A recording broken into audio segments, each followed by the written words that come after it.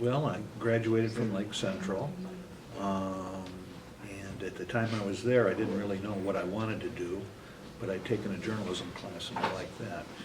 So I went to Ball State University and I majored in journalism and political science. And then I worked as a reporter for about 11 or 12 years.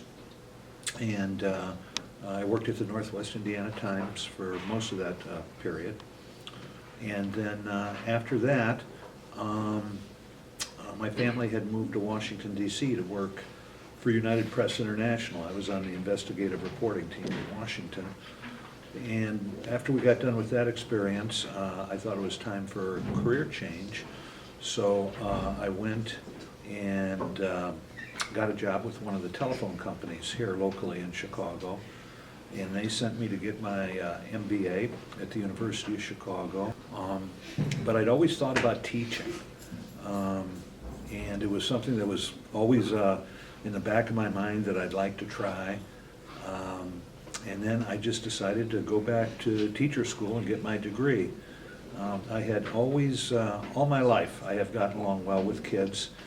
And I thought, to complete my career, my professional career, if I could spend my time working with young people and helping them develop, that would be like my ideal career.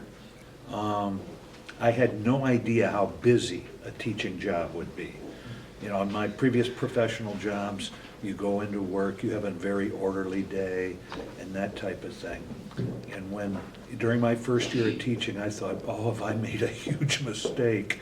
Because there was just so much to do, and when you're a brand new teacher, you don't have a process for keeping track of things, and there's just no-brainers. You got to figure it all out. And there's so many just little decisions you have to make. There's probably 100 to 200 little decisions you got to make all day long. And when you're new, you're not used to that. So I would say just getting used to that kind of pace and just the number of things you have to do in the course of the day was the biggest adjustment.